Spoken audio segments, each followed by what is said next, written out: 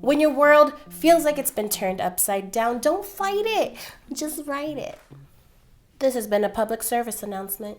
Calm your mind and treat your senses with this no-fuss pie. It's a Thai-inspired banana coconut tarte tatin, which sounds fancy, but it's basically an upside-down pie. The flavors are inspired by one of my favorite Thai snacks ever, fried banana fritters. First, let's talk bananas. Now, in this adaptation, the type I'd prefer to use are these stubby looking cuties here. They go by different names around the world. In Thailand, they're called namwa.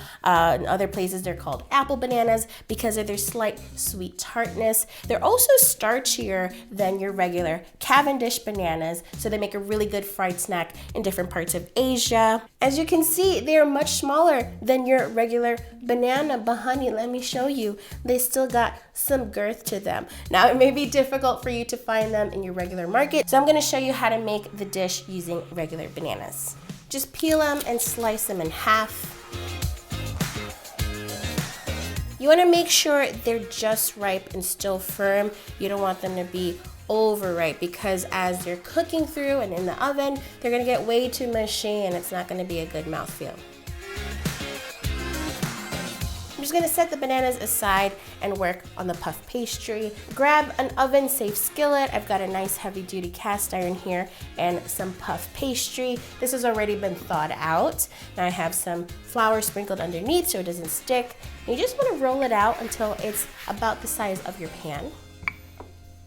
Grab your skillet and just place it right on top. You just wanna cut a circle a little bit bigger than the bottom of your pan.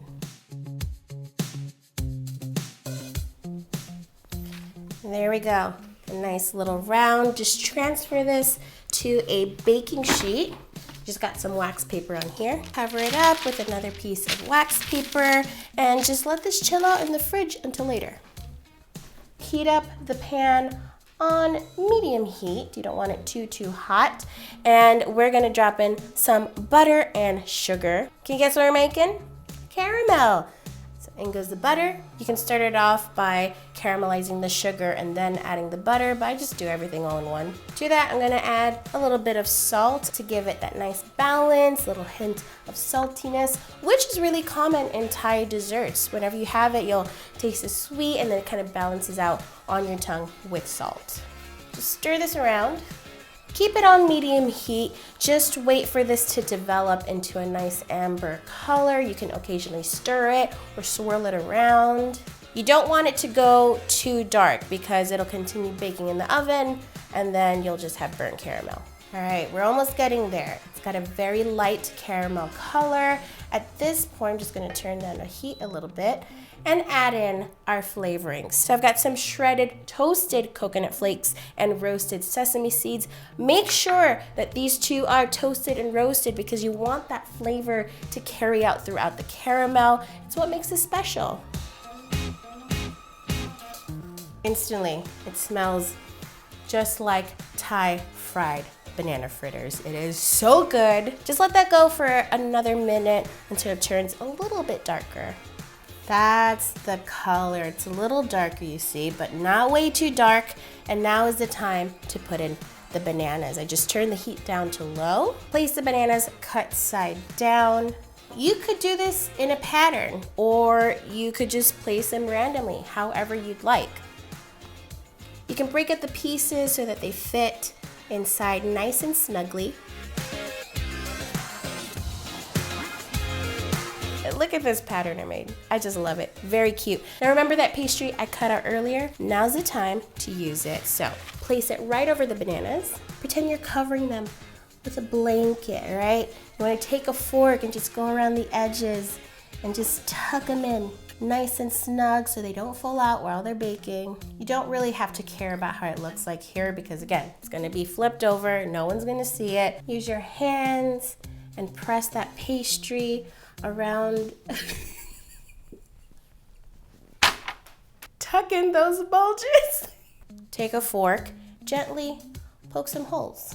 This is going to allow some of the steam to escape so that the puff pastry doesn't bulge up in some weird spots. Just pop this into an oven that's preheated to 400 degrees and let it bake for about 25 to 30 minutes until the pastry is golden brown.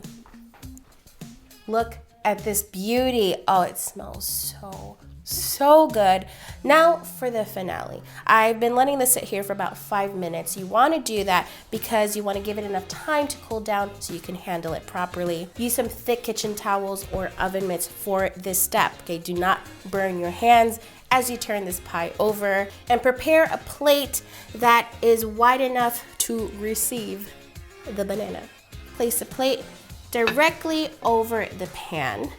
Now, a countdown always helps here, okay? 3, 2, 1.